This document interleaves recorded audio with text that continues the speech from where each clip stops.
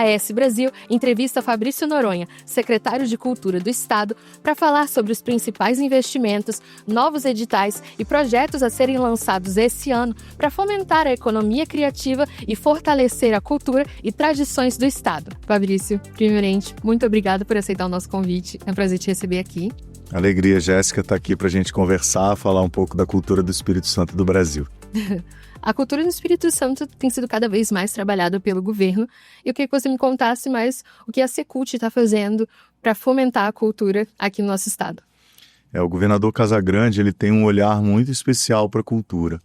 Desde do início desses novos mandatos do governador, a partir de 2019, quando ele me convidou para assumir a secretaria, a gente foi ano a ano expandindo esses investimentos e, sobretudo, criando novos mecanismos. A gente precisa entender que nesse processo das políticas de cultura, elas são complementares. Uma política, ela chega, ela tem um limite, ela tem uma função, tem um objetivo, uma outra política tem uma outra função, um outro objetivo. Então, muito do nosso esforço nos primeiros 4 anos foi da gente organizar essa dinâmica. Criamos, e o governador sancionou a Lei de Incentivo à Cultura Capixaba, que através de recursos do ICMS as empresas conseguem apoiar projetos. Criamos o Fundo a Fundo, com transferência de recursos para os municípios, que expandiu e muito a quantidade de projetos apoiados. Expandimos a atuação do nosso Funcultura, que já tem 15 anos, uma trajetória muito importante.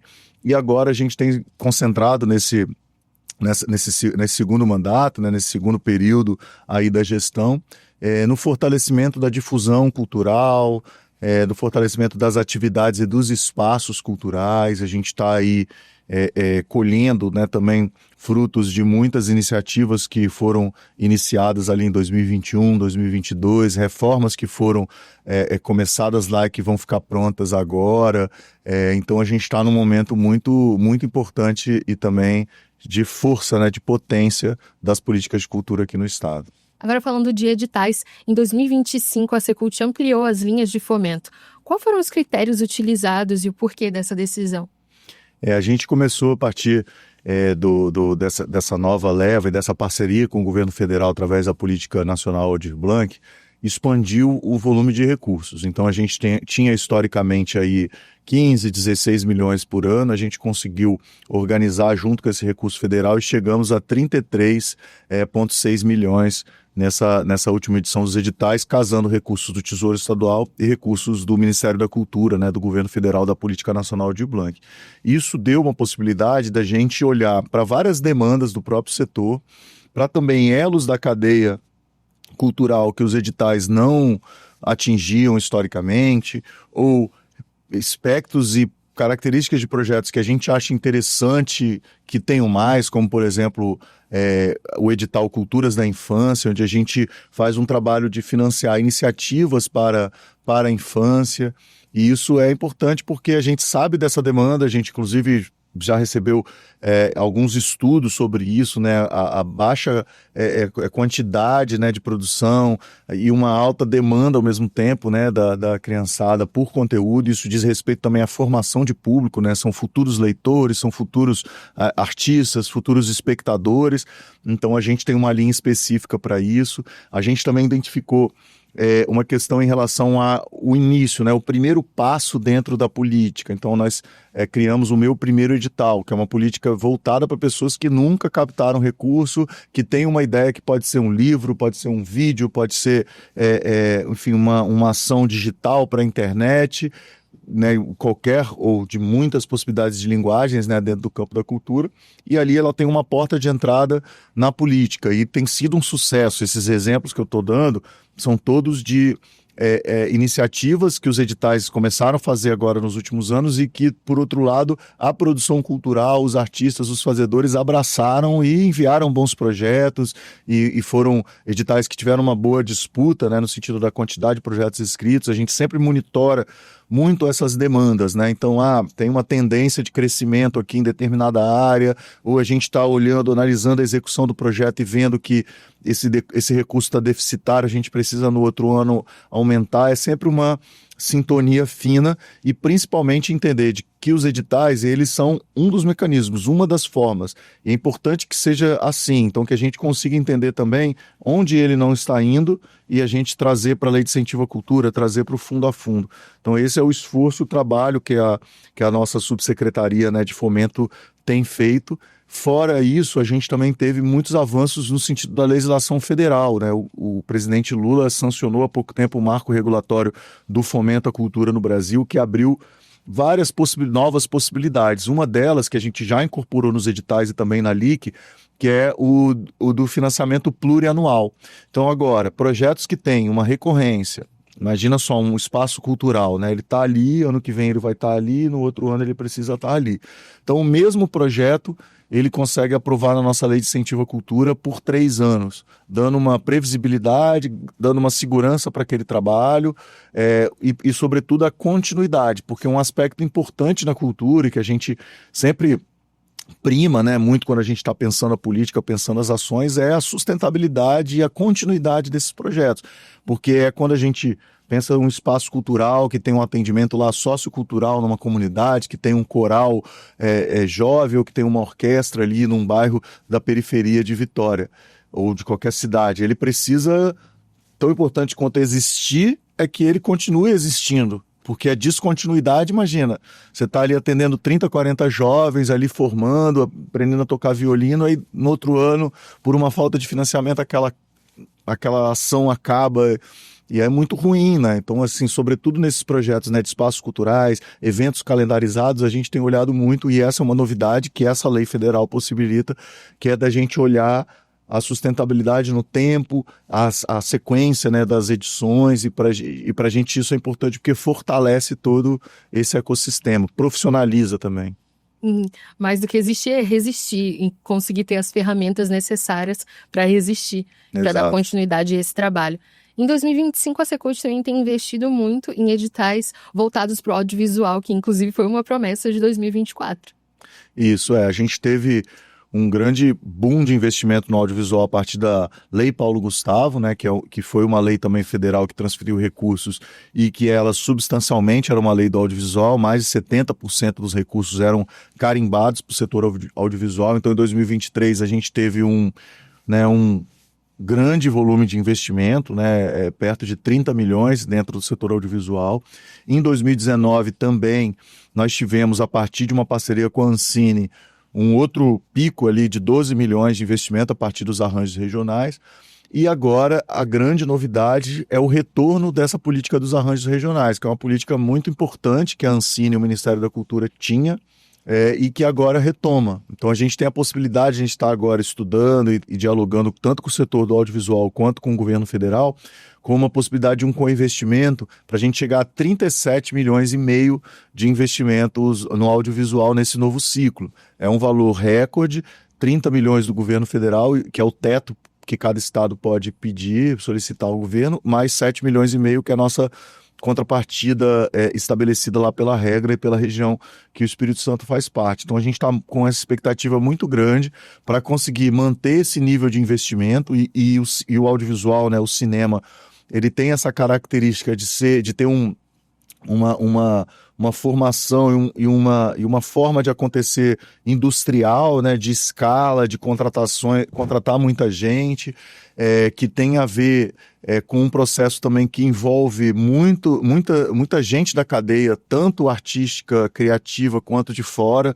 Então a gente está falando, né, de atores, de designers, de jornalistas, de figurinistas, maquiadores, enfim, uma cadeia muito grande. São projetos e são iniciativas que movimentam muito e também não criativos. A gente está falando também de serviços de transporte, de van, de catering, né, de alimentação, de restaurante, de hotelaria. Ou seja, o audiovisual ele tem essa capacidade, por isso ele é estratégico, não só para o Espírito Santo, mas para o Brasil, né, até sob o ponto de vista de soberania nacional, né, de produção de conteúdo, porque ele, na hora da sua produção, ele movimenta muito, ele é muito distributivo e ativa muitos elos. Na sua experiência de exibição, ele vai falar sobre os nossos valores, as nossas identidades, a nossa história, a nossa gente retratada, então vai impactar no pertencimento, vai impactar nas novas gerações para conhecerem, no caso dos documentários, o nosso passado. Então ele é muito importante. E um outro aspecto do audiovisual, que o Brasil figura entre o segundo e o terceiro maior consumidor de conteúdo digital do mundo. Então a gente é um grande mercado. Então por isso que essas grandes empresas, né, de streaming, que é hoje onde está muito forte, né, a janela de exibição, né, as plataformas como Netflix, Amazon, olham muito para o Brasil, porque é um grande mercado. A gente sabe disso pela convivência, né, com os nossos familiares, com os nossos amigos, está todo mundo muito ligado na telinha, no celular, na Smart TV, então é uma coisa mesmo que é muito forte, né, que vem da nossa tradição com a televisão, com o consumo de conteúdo, então é muito estratégico que a gente posicione também a produção do Espírito Santo nessa disputa, digamos assim, de olhares e de atenção e de um mercado em franca ascensão no Brasil. E é muito bom ver que agora o Espírito Santo também vai ser um sinônimo de cultura, de cinema, de audiovisual. Acaba que a gente ainda está um pouco preso nesse de ser um estado que tem praia, que tem montanha, mas o Espírito Santo tem muito mais coisa. A cultura aqui é muito viva e muito vasta. Então é bom ver que quem quer produzir, quem está afim, quem precisa de uma ajuda, pode encontrar isso na Secretaria de Cultura. Exato. E perceber a partir desses projetos, né, como eu estava falando da nossa gente, né, na tela, e que o audiovisual tem esse poder, mas não só, né, pensando agora de uma maneira geral, a gente também se enxergar diverso. Eu acho que esse é um ponto importante de virada para o Espírito Santo mais recentemente. Eu acho que a gente por muito tempo insistiu muito numa narrativa de um Estado, enfim, mais ligado a essas tradições da imigração, mais ligado a uma coisa, quase uma coisa meio Santa Catarina, assim, sabe? Mas, na verdade, a gente é um retrato do Brasil. O Espírito Santo é quilombola, a gente tem o Sapê do Norte, que, né, tem dezenas de comunidades, né, super forte dentro de uma história de uma resistência. A gente tem o Porto de São Mateus, o sítio histórico do Porto de São Mateus, inclusive, que agora finaliza o processo da sua obra, mais de 10 milhões de reais ali investido na sua requalificação, como o último porto onde aconteceram um tráfico negreiro no Brasil, ou seja, que aquilo ali pode ser plataforma para a gente contar essa história, né, que sempre sofreu apagamento, sempre foi deixada de lado, para que, primeiro, que não se repita, né, jamais esses horrores do processo de escravidão, mas para que a gente entenda também, né, a partir da visão histórica e cultural, como isso foi forjado naquele momento. A gente tem um território, e a gente teve esses dias lá, até com a ministra da Cultura, no território das aldeias indígenas, né, sobretudo ali de Aracruz, mas a gente sabe que tem outros também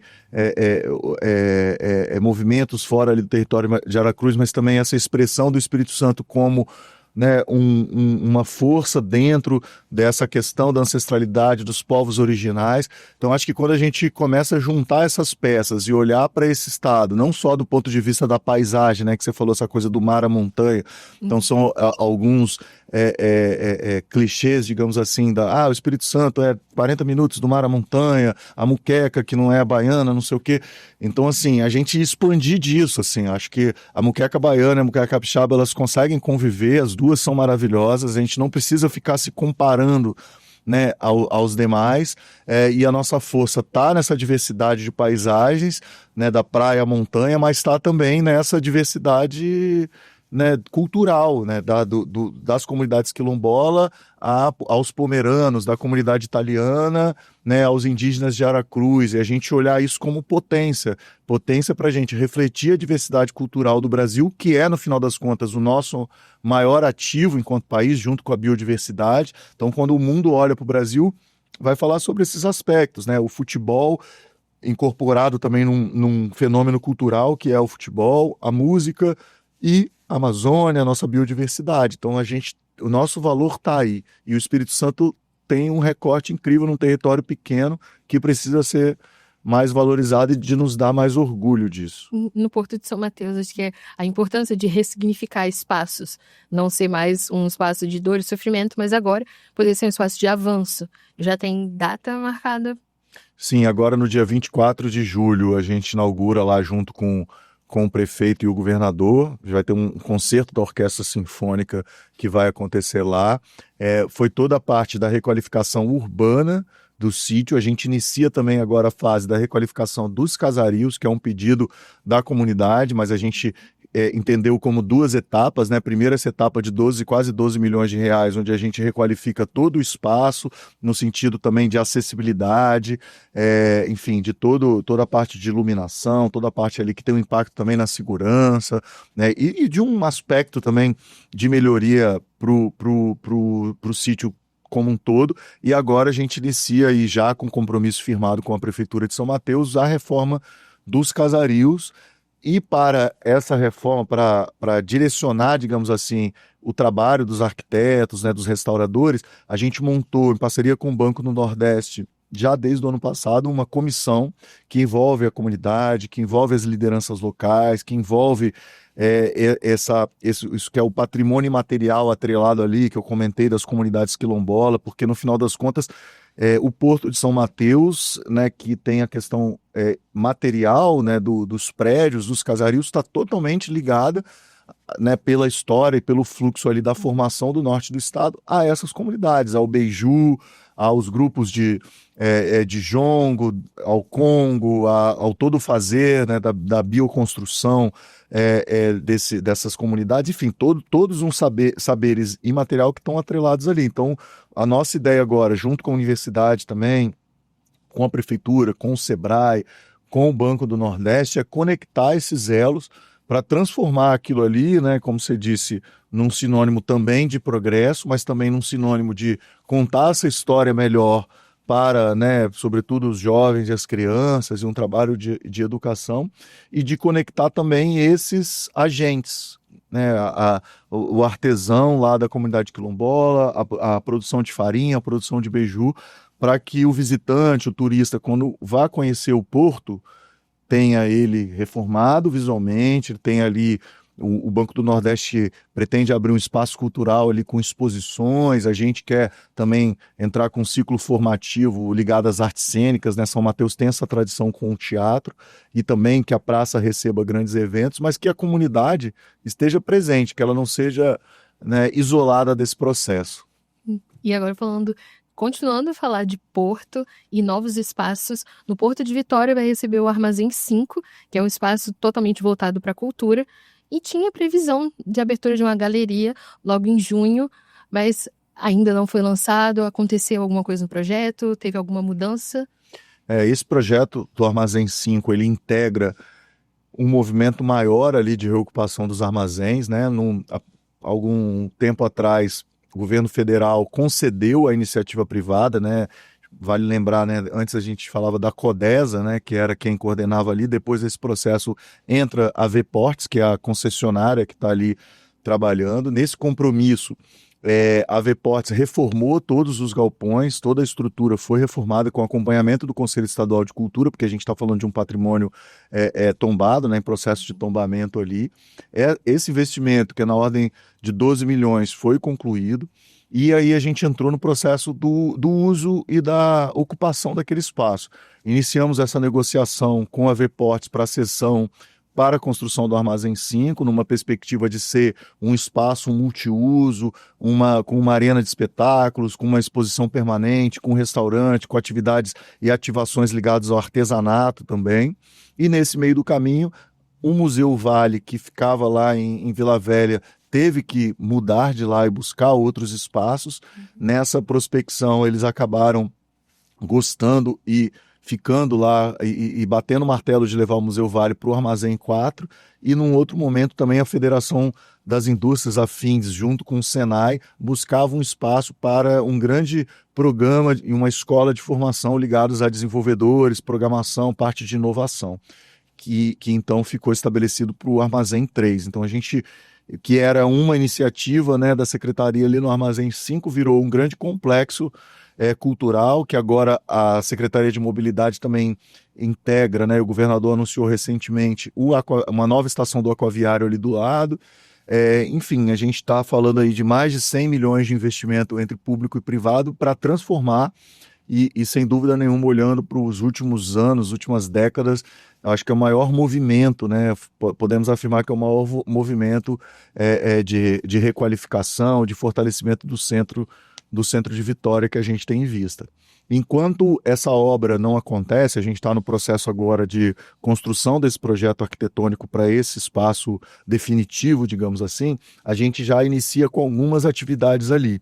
A primeira delas vai ser a exposição Bahia de Vitória, que vai ocupar o espaço de maneira temporária, ainda sem a grande intervenção que ele vai receber, que está sendo construída a partir de um termo de cooperação com o Instituto Pedra. E agora, nesse processo das primeiras intervenções, do próprio desalfandegamento, né? Porque uma área de porto é uma área alfandegada, então para receber o público geral, ela tem que passar por um processo de desalfandegamento. Esse processo acabou demorando um pouquinho mais do que a gente tinha imaginado, né? A gente tinha imaginado lançar agora em julho essa exposição, mas está tudo já caminhando para uma nova data ainda no segundo semestre. A gente volta aqui depois para trazer em primeira mão para vocês, mas segue essa perspectiva. Iniciarmos com uma exposição que é muito legal, porque ela vai falar da própria Bahia de Vitória, que no final das contas, né, do ponto de vista até do desenvolvimento da cidade de Vitória, né, o porto é um elemento fundamental, né? Então a cidade ela vai se formando em torno dessas atividades econômicas, né, do fortalecimento desse porto. Isso molda também, acredito, a própria característica, né, da cidade, de ser uma cidade acolhedora, uma cidade, né, que tem uma interlocução e uma perspectiva muito local, né, que é o termo que mistura o global e o local. Então acho que isso também tem a ver com essa formação da cidade e a gente reabrir esse espaço, né, com uma exposição que fale da própria Bahia, que traga os artistas, que traga essa história, também é bem legal.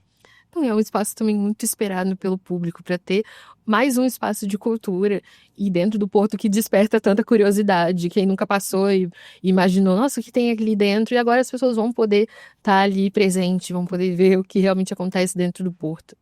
E é incrível, é lindo, né? É uma experiência muito, muito marcante que acaba que a cidade fica, né, alheia a isso, né? A gente não consegue ter essa percepção, né, quão interessante é como paisagem, como beleza esses espaços, né? Aí não é só o nosso, o Armazém 4, essa iniciativa do Museu Vale de ir para lá, essa iniciativa do Senai de levar ali centenas de estudantes, né, de pessoas que vão passar ali a conviver com aquele espaço também, é demais. Outra obra muito esperada é o Cais das Artes. Queria que você desse uma atualizada de como está o cronograma. Ainda tem as datas anunciadas antes estão mantidas?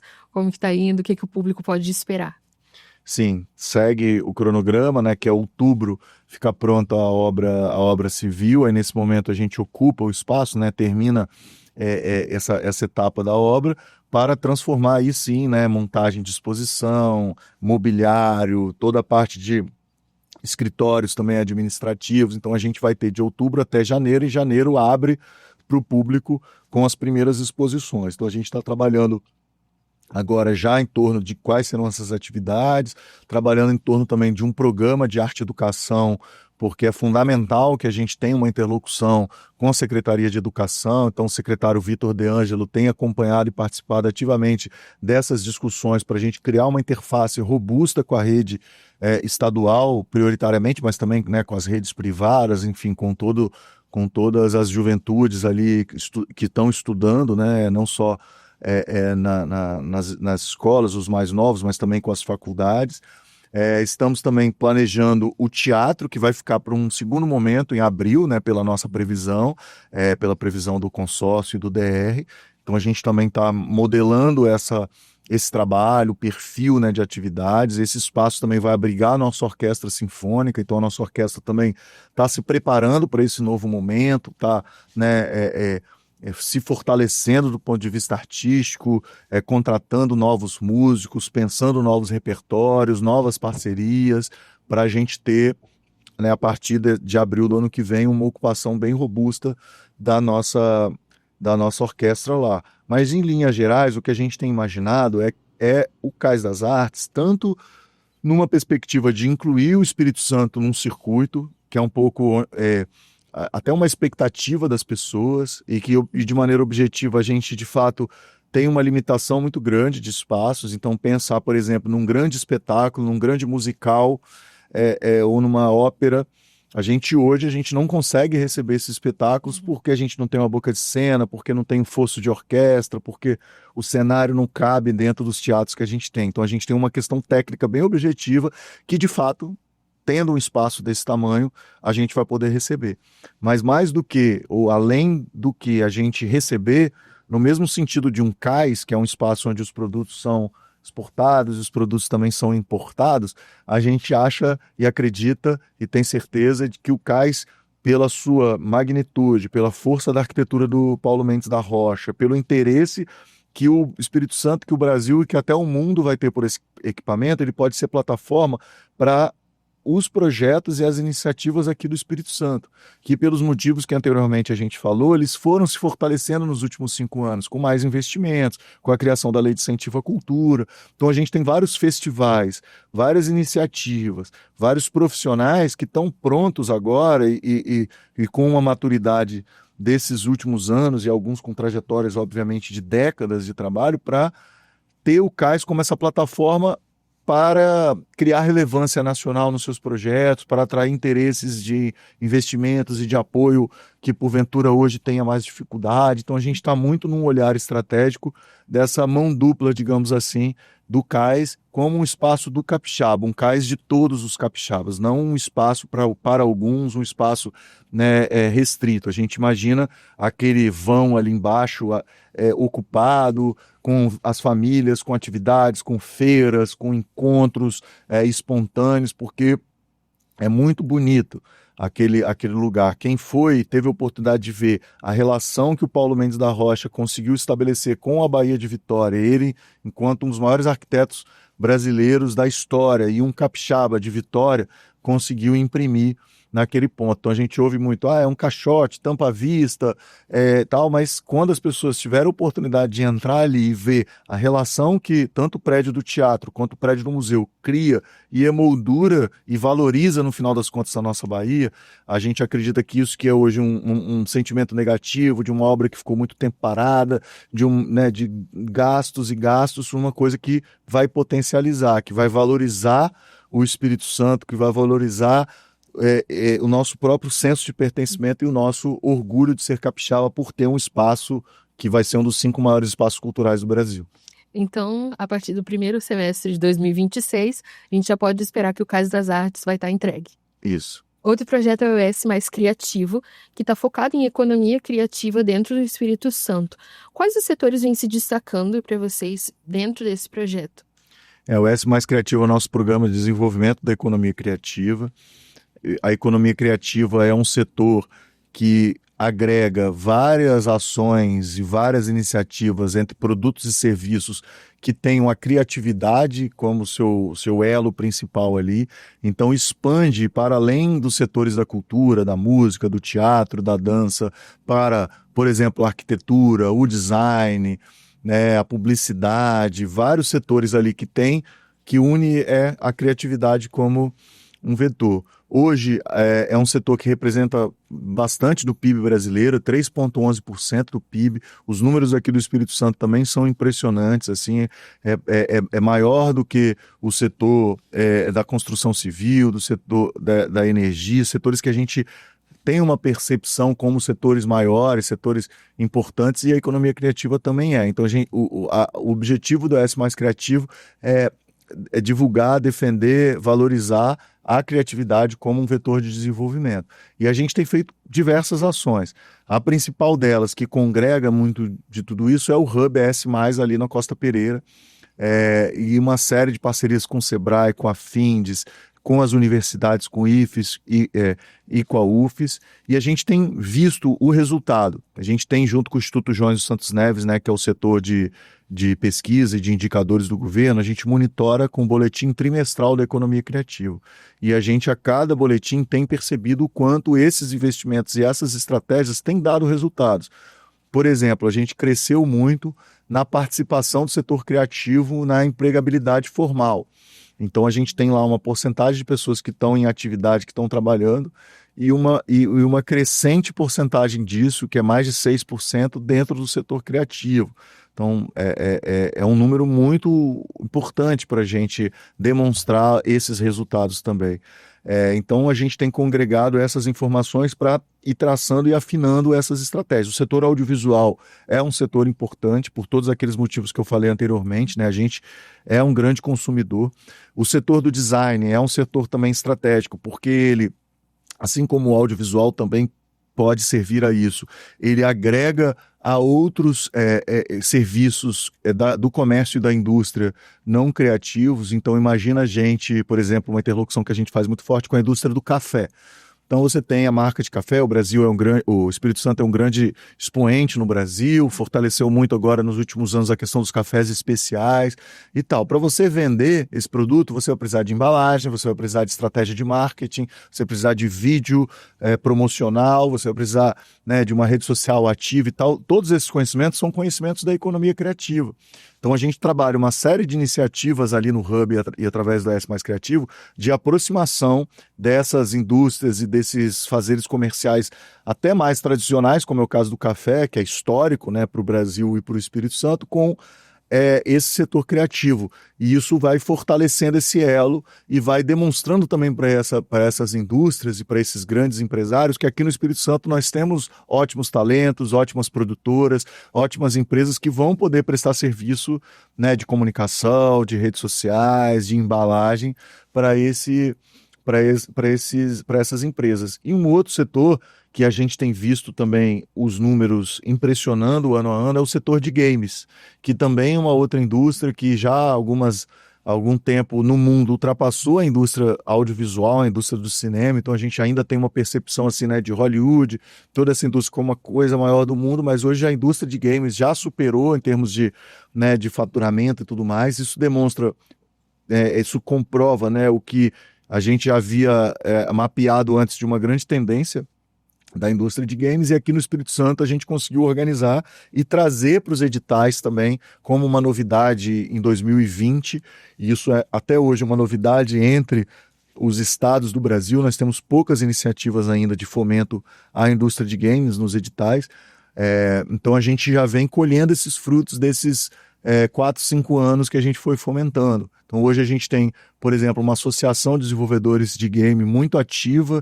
e muito atuante, que inclusive produz esses indicadores que balizam que comprovam, né, isso que eu estou dizendo, do quanto houve um crescimento de empresas, de emprego, como o Espírito Santo e o Brasil é um grande exportador de talentos também para fora. Então a gente tem aqui mesmo no Espírito Santo alguns exemplos tanto de jogos que foram premiados ou comercializados no exterior, quanto de profissionais que saíram daqui do estado e hoje estão atuando em outros países, porque tem uma percepção do mercado de games no mundo e que tem a ver com a própria criatividade do brasileiro, né? Isso que a gente historicamente tem na publicidade, né? Que a gente vai ver os grandes prêmios que a publicidade brasileira foi ganhando ao longo das décadas, mas hoje o mundo olha para o profissional de desenvolvedor de games brasileiro com uma marca positiva. Assim, brasileiro vai pensar fora da caixinha, vai dar soluções interessantes. Então o mundo tem olhado muito. E é demais, né? Para as juventudes, atrai, né, o interesse. Toda vez que a gente lança curso de desenvolvimento de jogos, a gente tem assim uma procura gigantesca, né, de jovens e pessoas interessadas em ingressar nesse universo. Então esse é um outro que eu destacaria também dentro do S Mais Criativo. E agora, saindo um pouquinho dos editais, mas para falar especificamente do Parque Cultural Casa do Governador, que em 2025 está prometendo mais de 750 atividades, e que agora também vai ter o Festival Parque Aberto. A grande novidade é que agora ele vai acontecer aos sábados e domingos. Isso. O parque, ele é um grande sucesso, né, de público. Todos os eventos que a gente faz lá atraem muito o interesse. Fora dos eventos também, ontem eu tive lá e, né, não tinha nenhum evento, mas estava cheio de gente lá, fazendo piquenique, visitando, conhecendo as obras. A gente tem 33 obras, né, de artistas de vários lugares do Brasil. A gente tem agora uma galeria de arte, né? O governador disponibilizou o gabinete, né? Transferiu ali de lugar, e a Galeria Gabinete está com uma exposição muito bacana e vai dar sequência a essas exposições. O Parque Aberto, que antes funcionava aos domingos, né? Um domingo sim, domingo não.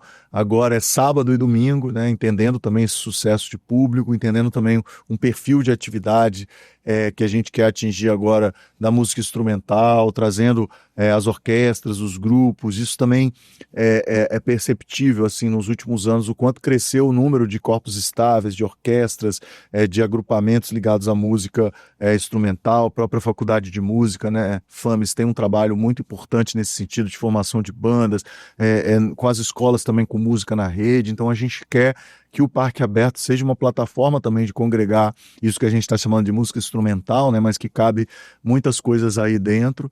Então o parque é sempre novidade. Ali a gente, mês a mês, a gente vai divulgando, então é importante acompanhar lá o Instagram do parque, o Instagram da Secult, porque tem muitas novidades ainda para esse ano dentro desse novo modelo, né, aberto de terça a domingo. E eu queria saber quais são os próximos projetos e editais que a Secult ainda vai lançar em 2025.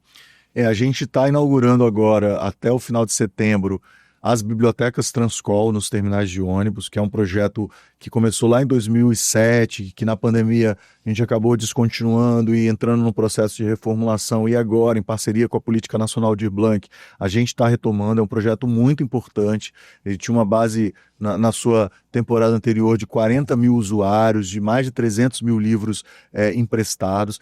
A gente reformulou esse projeto, está com 10 mil livros novos que vão equipar essas 10 bibliotecas em todos os terminais, de maneira gratuita. O usuário empresta, né, esse livro e depois pode devolver, inclusive em qualquer uma dessas unidades de maneira integrada. Agora tem um totem de autoatendimento onde pode pesquisar o livro, pode fazer o cadastro pelo celular. Então esse é um projeto que a gente inaugurou de Jardim América, Laranjeiras, agora Vila Velha, e vai toda semana inaugurando uma até completar as 10 no final de setembro. Fora isso, a gente está programando para dezembro a reinauguração do Teatro Carlos Gomes, que é o nosso principal espaço histórico da cultura, da política do Espírito Santo. Ele vai, inclusive, completar 100 anos, né? A gente está perto do centenário do Teatro Carlos Gomes. Então, dentro dessa retomada aí, a gente, em parceria com a Lei Rouanet, Instituto Modus Vivendi, a EDP e o BNDES, reformamos ali uma reforma profunda de mais de 20 milhões de reais empregados. Então o Teatro Carlos Gomes está totalmente requalificado sobre o ponto de vista da recuperação dos seus aspectos históricos, mas também da modernização do sistema de climatização, de som, de luz. Agora a gente vai ter um restaurante ali, um café funcionando diariamente. A gente está cheio de programas e projetos para ser lançados, né? O Cais das Artes que a gente comentou, o Sítio Histórico de São Mateus agora em julho já.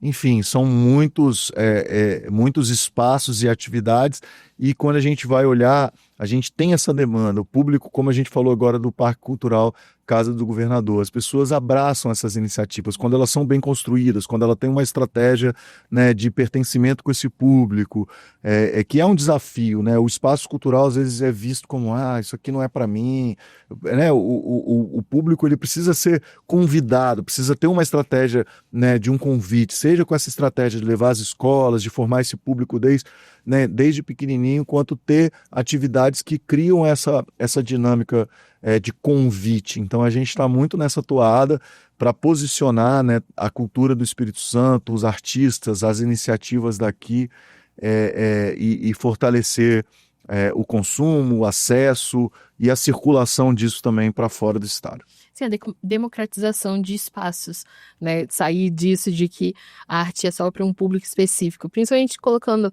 orquestra, que é algo que muitas pessoas tinham isso de que música clássica está presente apenas naquela caixa, mas agora a gente vê que é muito fácil, só ir no parque, você pode acompanhar uma apresentação da orquestra totalmente gratuito. É isso, a nossa orquestra está muito presente também lá no Teatro da UFES, também no Sesc Glória, então tem uma longa programação aí, quase toda semana tem um concerto da orquestra, sempre convidando, né, pessoas de fora, sempre a preços populares ou gratuitos, né, e é um sucesso, né? Nossa orquestra sempre teatro lotado, muitas atividades, então a gente está muito animado agora para essa ida para o Cais das Artes, que eu acho que vai dar ainda mais potência, né, para a nossa orquestra sinfônica, que é um patrimônio do nosso estado.